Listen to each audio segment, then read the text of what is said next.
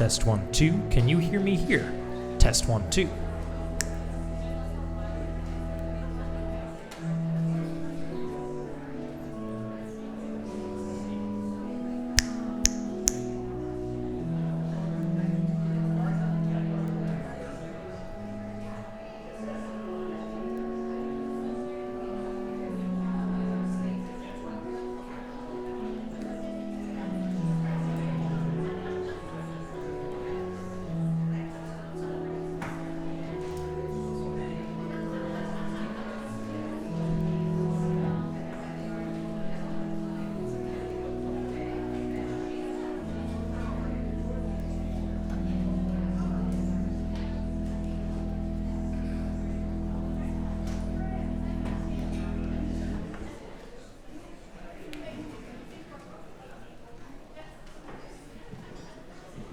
Thank you, Ian.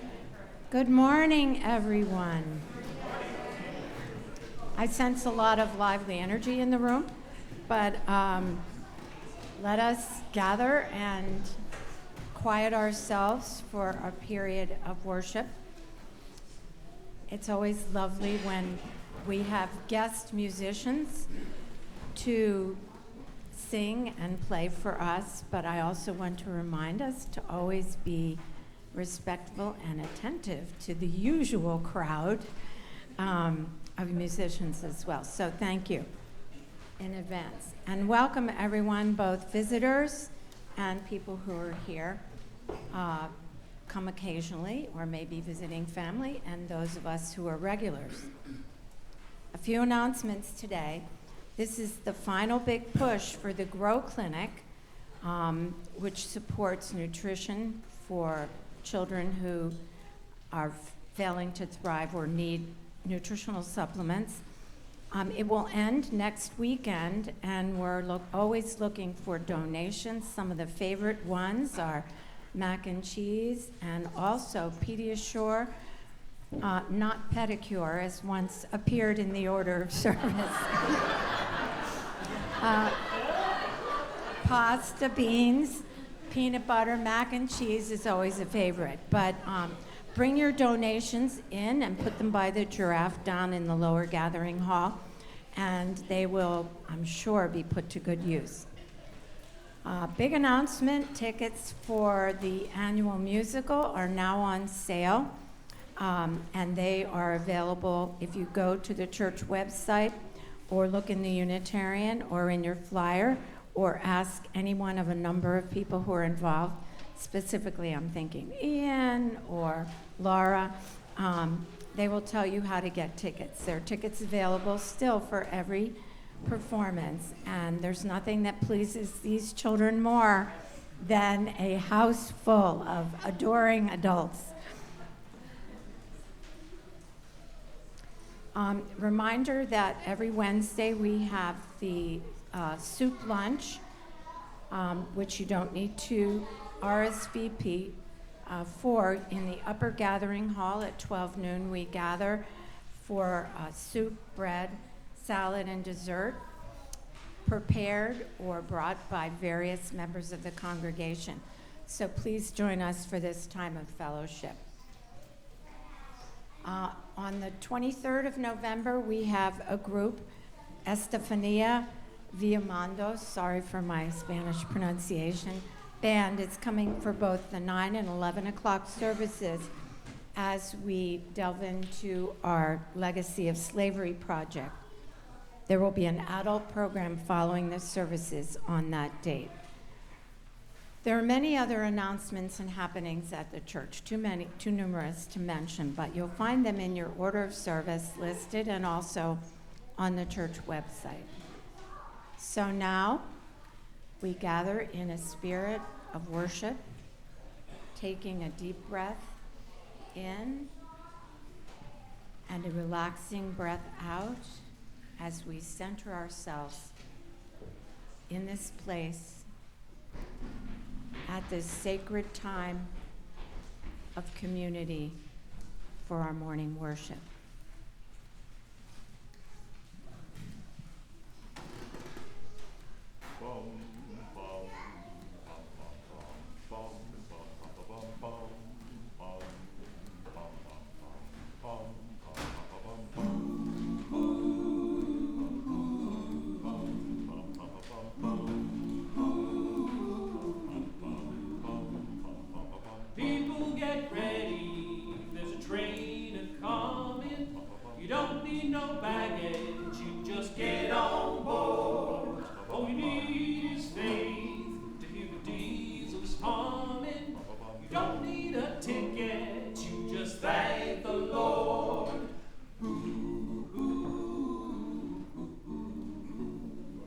Now people get ready for the train to Jordan, picking up passengers from coast to coast.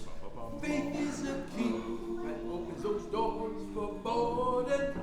There's hope for all among those loved the most.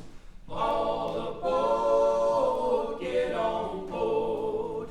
All aboard, get on board. Well, now there ain't no hope for the hopeless sinner who would choose all mankind just to save his own. Have pity on those whose chances grow thinner. There's no hiding place from the kingdom's throne. All aboard, get on board. All aboard, get on board. I said, now people get ready. There's a train a-coming. You don't need no baggage. You just get on board. All you need is some faith to hear the diesels humming. Don't need no ticket. You just thank the Lord. Oh, don't need no ticket. You just thank the Lord. Ooh, ooh, ooh, ooh, ooh,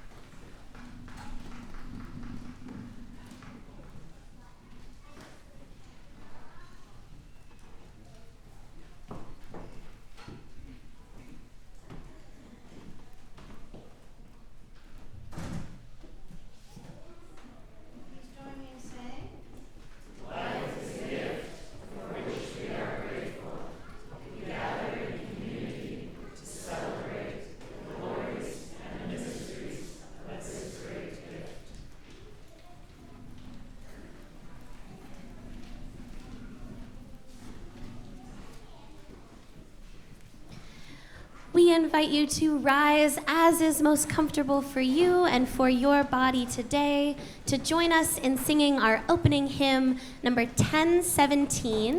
This is in your teal, soft-backed hymnal, 1017, Building a New Way.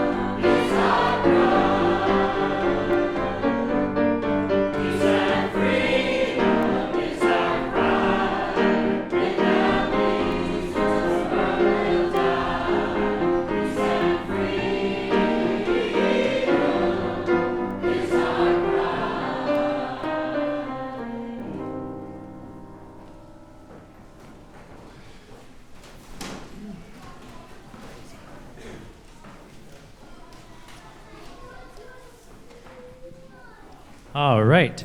My name is Ian Garvie. I'm the director of music here at the church, and this is a time in our service that is specially for the young children in our church. It's for everyone who are, after all, young at heart. But if any one of our children and young folks would like to come forward and join me for a story, I have a story for you. Anyone want to come forward? I see one or two people. Thank you, Will. All right.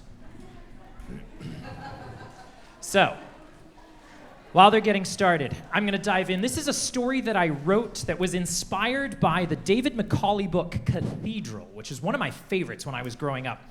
And though it is fiction, it contains some elements of truth from the construction of several different European Gothic cathedrals.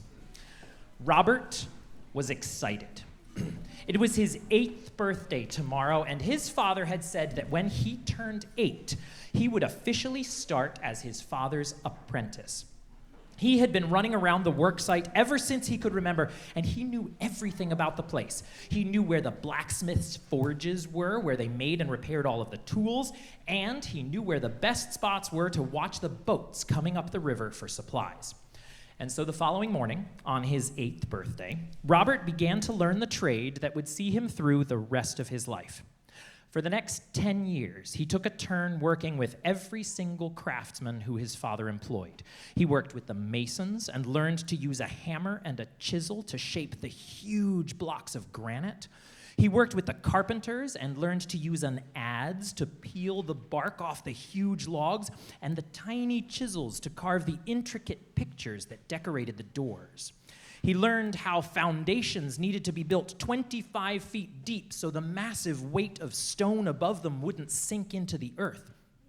And he learned that when you build walls 160 feet high, the weight of the roof pushing down would collapse them outward like gingerbread unless you support them with stone arches called flying buttresses. By the time Robert was 18, he knew everything there was to know about building a cathedral.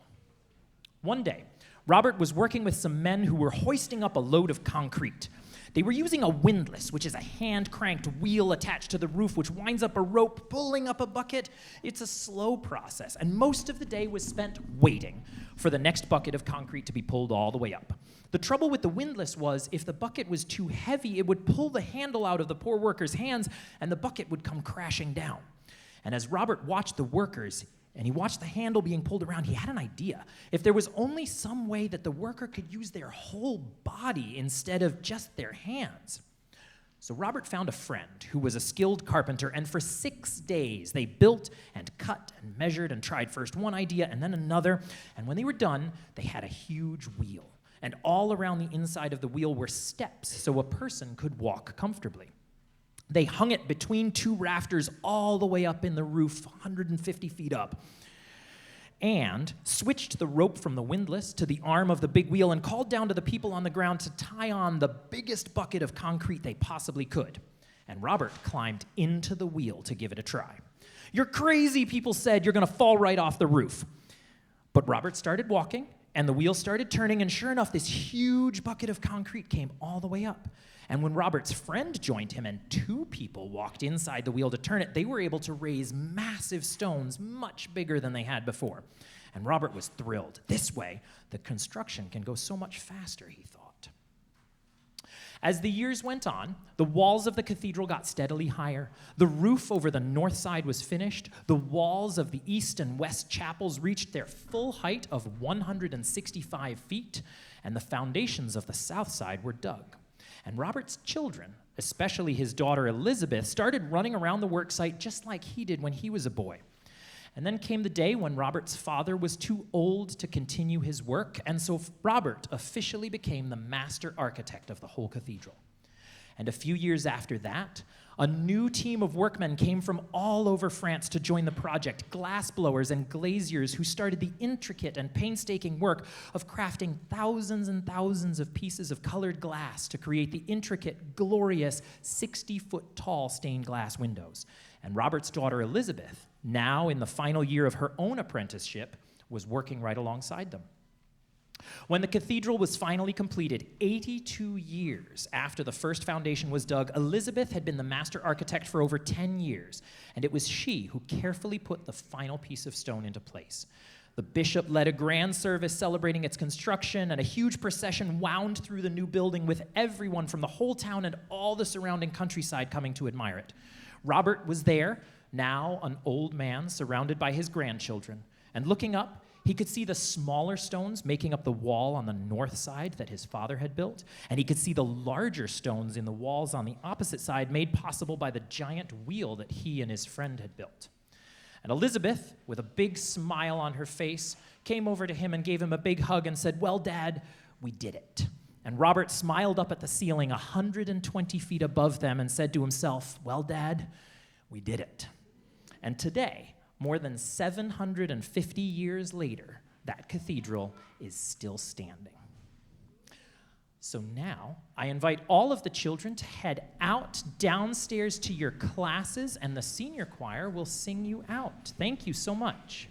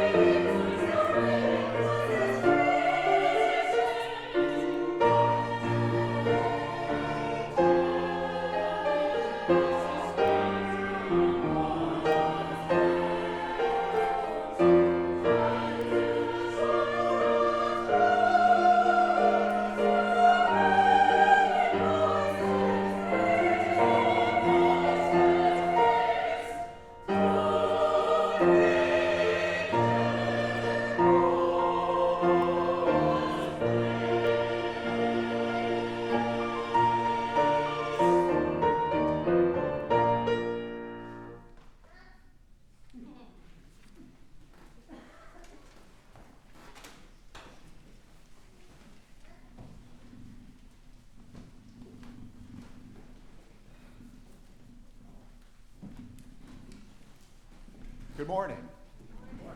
My name is John Howe, and since our friend Jim Lanfried asked me a few years ago to take over his longtime role as lead parish historian, one of my great pleasures here has been to learn about the contributions and the character of some of the people who passed through these doors and sat in these pews decades ago before our time.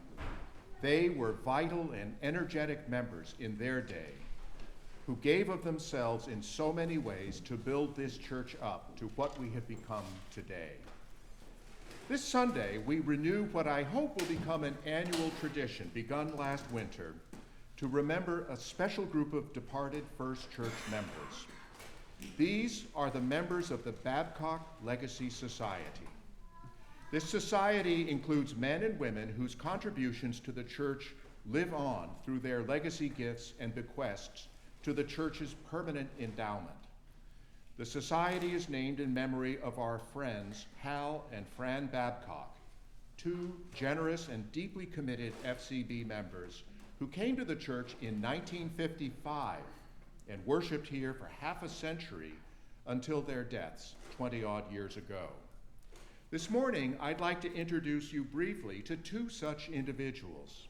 You can learn more about them on a poster board in the upper gathering hall after the service. Seth Gano must have been an extraordinary person. Born in 1879, he was by day the head of a leading Boston stock brokerage firm. He also served our church, our town, and our denomination through many volunteer leadership roles. He was a board member of the American Unitarian Association, and during the critical war years of World War II, he was vice chairman of the Unitarian Service Committee, today's UUSC, with which our church is so closely associated. He served the town of Belmont as town moderator and as a member of the school committee, the library committee, and the planning board. A lover of ancient history, he was the treasurer of the Archaeological Institute of America and secretary of the Byzantine Institute of America. And at home on Clark Street, where he was a noted flower and vegetable gardener, he and his wife Adelaide raised 3 daughters who grew up in this church. He was an incredibly energetic and accomplished, yet a humble and self-effacing man, and I really wish I could have known him. After his death in 1955, Seth's widow Adelaide made a gift to name and fund our Seth Gano Library, and that's a name I'd love to see us revive. Adelaide left her own legacy gift to the First Church after her death in 1985. And let us remember Priscilla Meade, who was known to several of us and had very deep roots here in Belmont. She was a first cousin, 3 generations removed, of Samuel Meade. Samuel is the man who established a large estate here in 1840, led the founding of this church, and then the founding of this town in the 1850s. Right now, we sit in this sanctuary on a corner of the original Meade estate, which he passed along to his daughter and his son-in-law, William Underwood. Priscilla was raised in Somerville and then Belmont, and was a prominent student leader at Wheaton College. In her professional life, she served for many years as personal assistant to Charles Stark Draper, the founder of the world-famous aeronautical lab at MIT. She was a member of the Moonlighters, a group of single professional women that was active here at the First Church for many years. Priscilla moved to Acton later in life, but remained active at the First Church. And in 2000, upon her death, she left a generous bequest to our church, where she is remembered as an elegant presence. Both of these members are gone from our midst, yet their legacy gifts live on, and they help our church to thrive today. Several members among us in today's congregation, people in this room, have already indicated their intention to leave a planned gift to the church. Let me say a profound thank you. I'm nearly age 70 now, and after 30 years at the church, I made the decision to join the Babcock Legacy Society early this year. If you're at a stage of life where you're considering your estate plan and you have not yet done so, I sincerely hope you will join me with a planned gift of any size. You can learn more about how to join the society at a table outside or approaching one of 4 individuals. All of us are here this morning. Doug Burden, please stand up, chair of our finance committee. Nanny Almquist, Rich Cohen, and myself. Rich, please stand up. So please feel free to approach any of them. All right. Rich Vogel, I'm sorry. Thank you so much for thinking about this powerful way to assure the future of this wonderful church that we all love.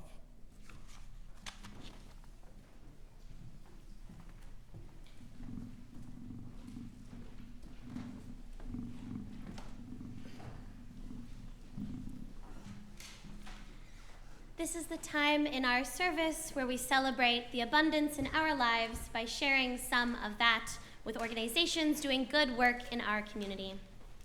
Today we are sharing our plate with the Grow Clinic at the Boston Medical Center. Here at First Church, we've had a long relationship with the Grow Clinic, and in this moment more than ever, it matters to support the vital, life-affirming work of this organization. The Grow Clinic provides comprehensive specialty medical, nutritional, and dietary assistance to children with failure to thrive. There are many children in our community and in our country facing food scarcity and insecurity, and we want to do our part to help children access nutritional care. We will now collect our offering, and if you have food donations, you can leave them downstairs near Gloria the giraffe. The offering will now be given and gratefully received.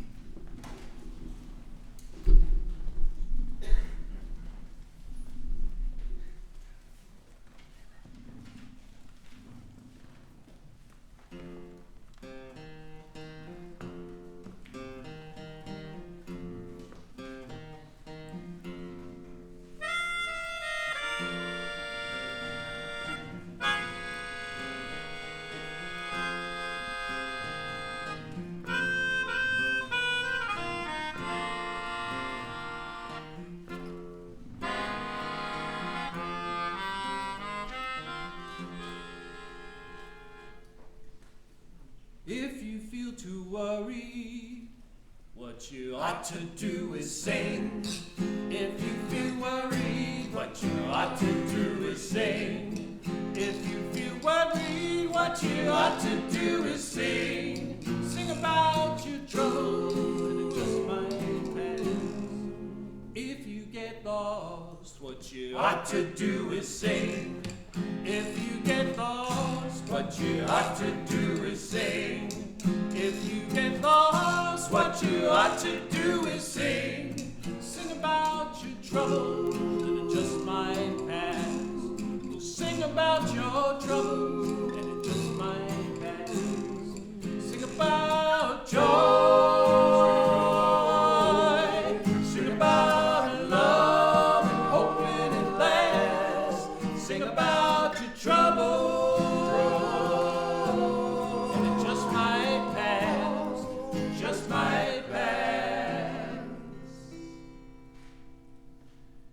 If you get broken,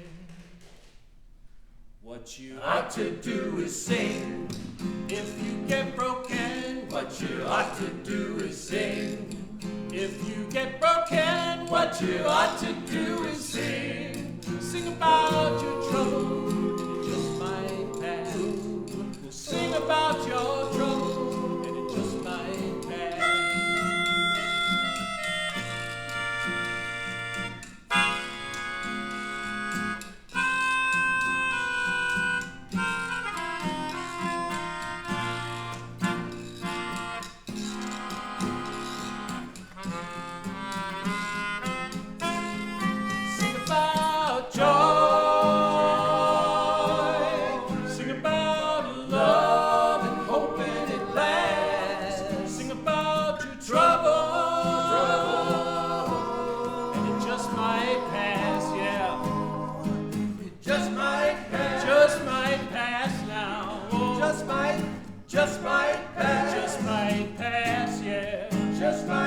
Just might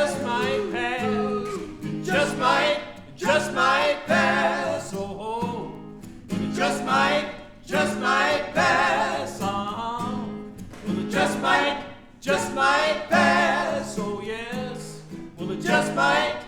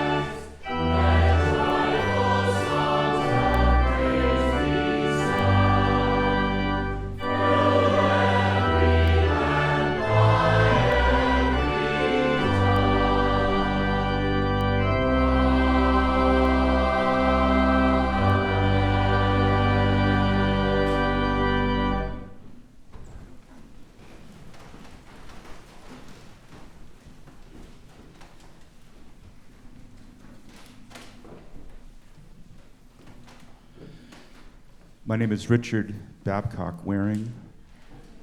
They used to call me in college Babsy. I don't know if Hal and I ever figured out if we were related, but there it is, my mother's maiden name. This is the time in our service for the lighting of candles. You can sing about it, your troubles, your joys, or you can just talk into the microphone, holding it really close, telling us your name, and there are also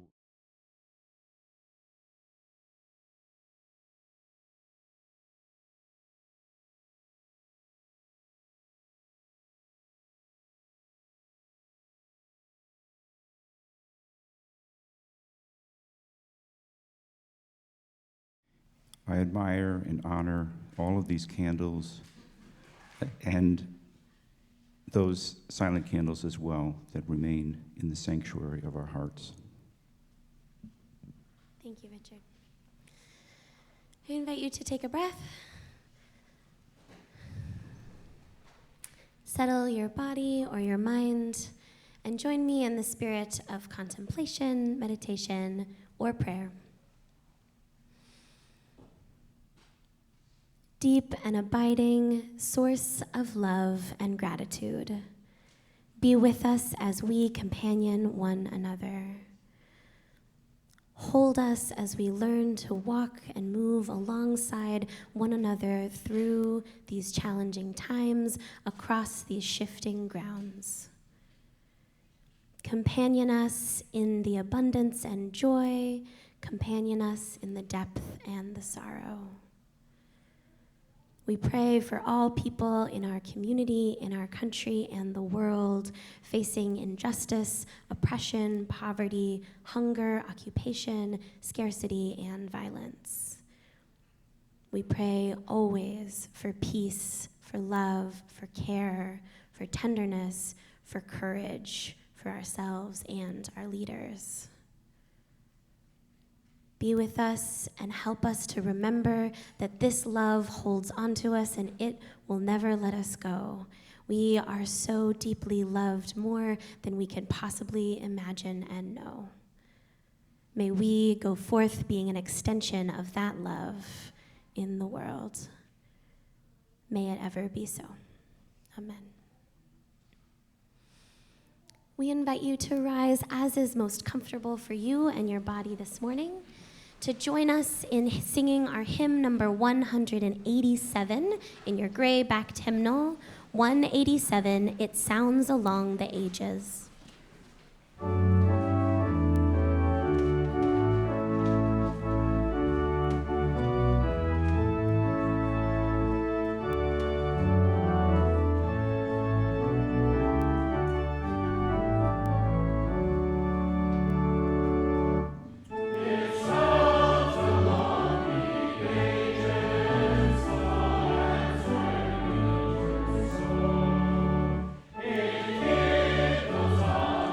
It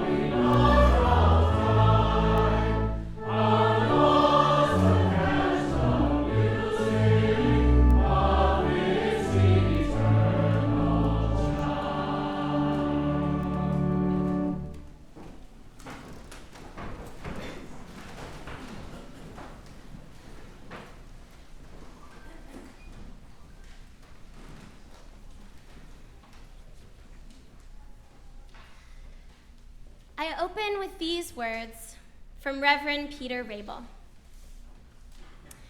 We build on foundations we did not lay. We warm ourselves by fires we did not light.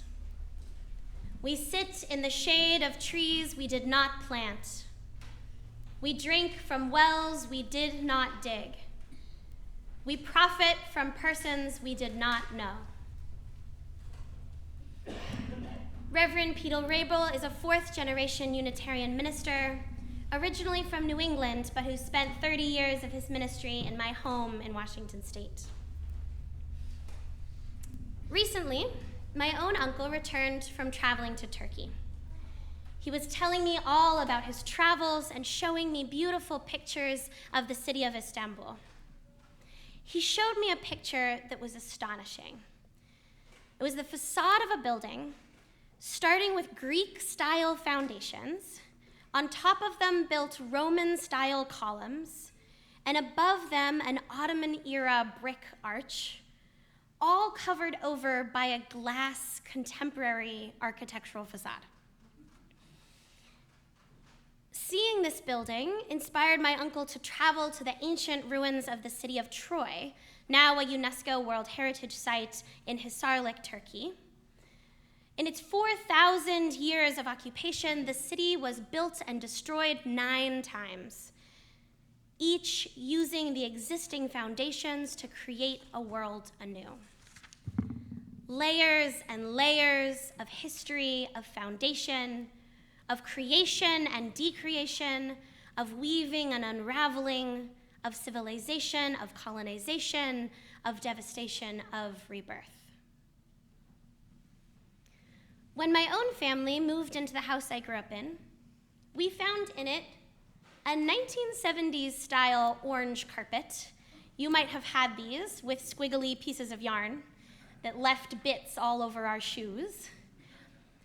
We ripped it up, wasn't quite our style, and underneath was a 1950s patterned linoleum floor.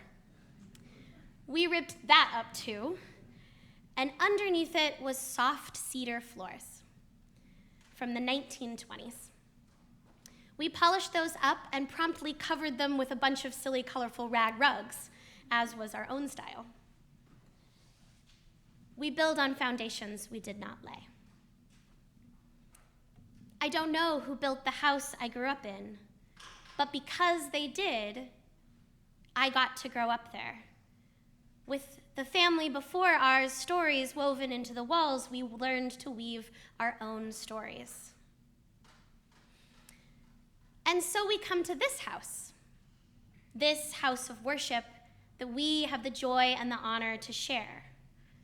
A house we have received and inherited from our ancestors, chosen and unchosen, whose tapestry we learn to weave the threads of our own story. I will share with you 3 key threads that are woven in that cloth. In 1856, 18 citizens of Watertown and a town called West Cambridge, now Arlington, met together and formed a church they called the Belmont Congregational Society. Now, I may not have to remind you, or maybe you remember, that 1856 was a particular moment in the life of then a younger country. The 1850s were a time of escalating tension and conflict. A lot was changing, a lot was up in the air. Some of those tensions would escalate into civil war. If justice and love and truth were going to prevail, we did not know. And yet, these forebears of ours chose an act of faith to found a church, which helped to found a town. And later, when the first school in Belmont was opened, classes were held here. When the first library was opened in Belmont, its first books were shelved here. We, no matter if you have belonged here 50 years or if it's your first morning, we come from a people of a prevailing belief that even in times of change and uncertainty, it matters what you build. In the 1850s, when so much was collapsing and being destroyed, our ancestors chose to put down roots. Now, not all of our ancestors and stories are uncomplicated. Much like how the layers of history in Istanbul reveal histories of different regimes and colonization, one of our forebears, Elisha Atkins, amassed much of his wealth from participation in the transatlantic slave trade. Members of our congregation have been working hard in the Legacy of Slavery Task Force to understand, incorporate, and acknowledge this history. In a few weeks, we will worship specifically about this. We profit from persons we do not know, some of whom have been lost or erased from history. And these histories are ever woven and ever complex. When I was in college, I was an interfaith student leader with an organization called Interfaith Youth Corps, led by a man called Ibu Patel. Ibu is an Ismaili American leader from the Gujarati Muslim tradition. I one time heard him tell a story of working with leaders from the First African Baptist Church in Savannah, Georgia. This congregation was gathered in 1773, making it older than the country. Ibu was working on an interfaith project requiring him to build friendships across religious, racial, and ethnic difference. One of the leaders from the Baptist church took him on a tour of their church. "Bend down," they said, "and crawl along the edge of the pews down the center aisle." How strange, he thought. He'd never done that in a church before. But he took a look, and he saw on the undersides of the pews a beautiful, curling Arabic script. The church building had been built by formerly enslaved people, some of whom had come from communities in West Africa, some of whom spoke Arabic and were Muslim.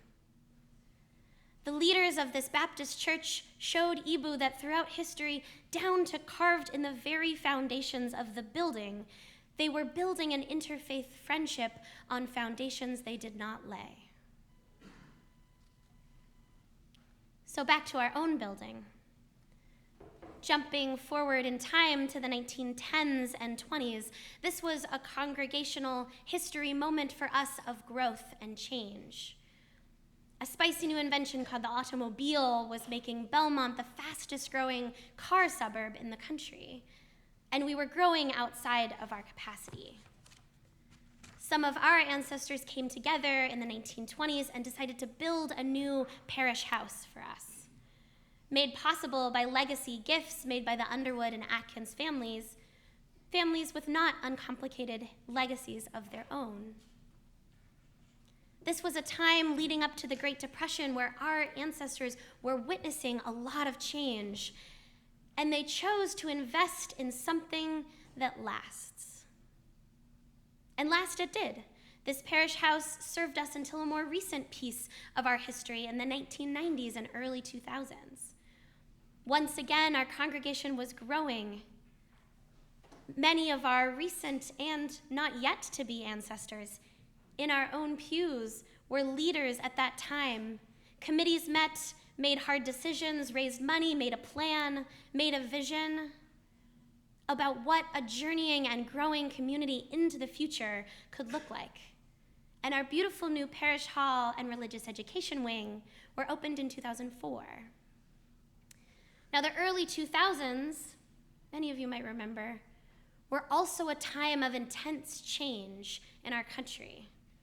A moment of fear and disruption, a moment of entering into an unjust and illegal war that would reshape the country and the world, a sense of solidarity with our neighbors being stretched and torn, a moment where much was falling apart.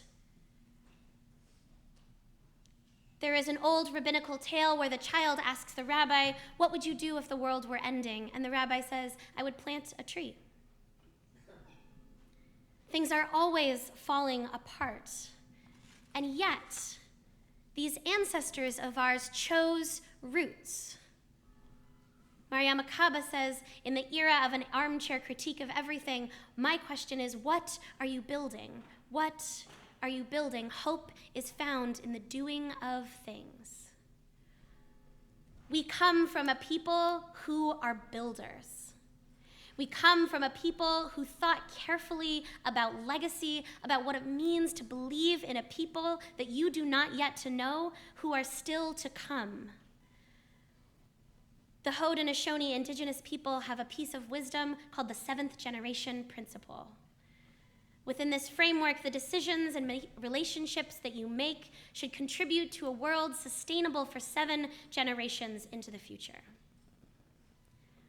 We don't choose what we inherit. We don't control the decisions our ancestors made. Maybe we would have chosen a different design, a different color for the walls. The children and I would like to know, what are these carvings? And are they tigers? We are not our ancestors' decisions, but we are the beneficiaries and receivers of them. And we get to choose what it is specifically that we do with the legacy left to us. And there is tremendous hope in that. This summer, I got to visit our partner church in Transylvania. Our partner church minister, Reverend Changer, offered this piece of wisdom from their tradition. He who plants a tree believes in the future. He who builds a church trusts in God. He who makes a friend has hope for humanity. It is hopeful to me that throughout our history of our very congregation, those who came before us believed that we would be here. They believed that we would survive. They believed that we would need classrooms for religious education, that we would need hymnals to sing our songs, that we would need an organ to sing our beautiful music, that we would need a kitchen to cook soup, lunch, and pasta dinner in, that we would need these pews and these structures in order to live out and carry forward these values of justice and truth and equity and peace, that they believed in so much that they left these walls to us. And so they laid these foundations.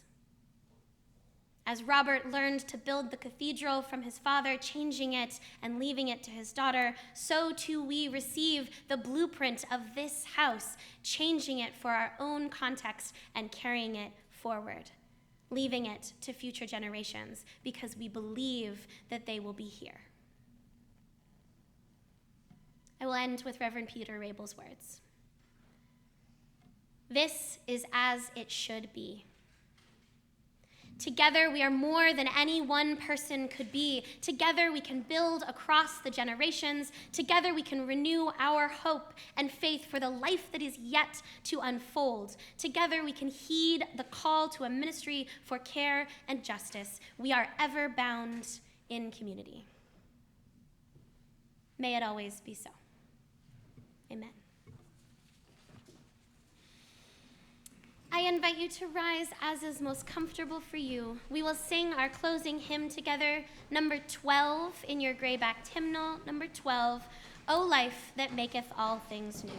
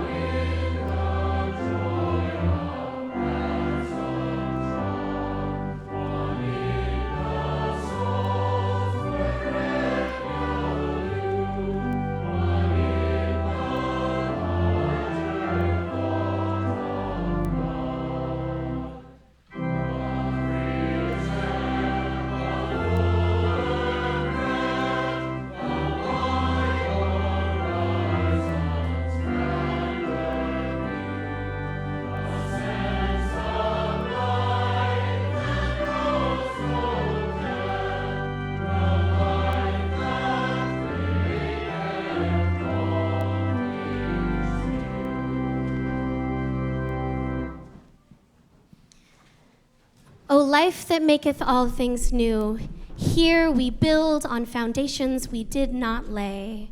Here we receive that good work of the ancestors come before us who we did not choose, but what we do choose is what we make of what we have been given.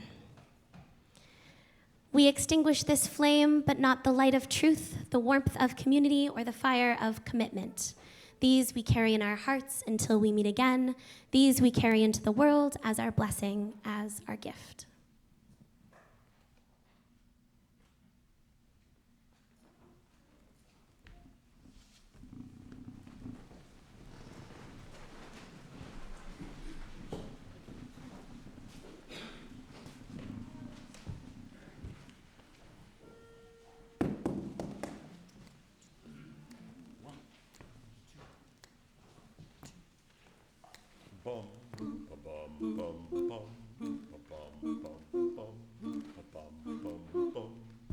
It's all right.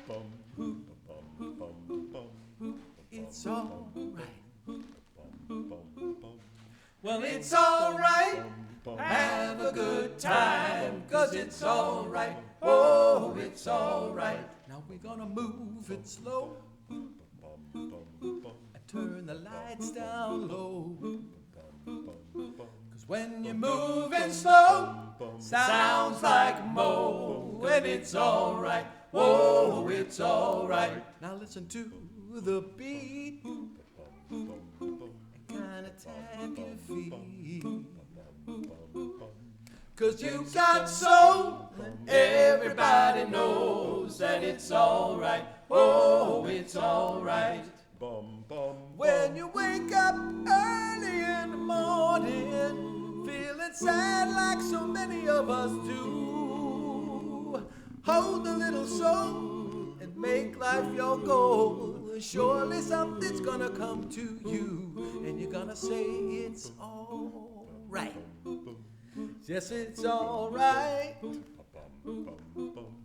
'Cause it's all right.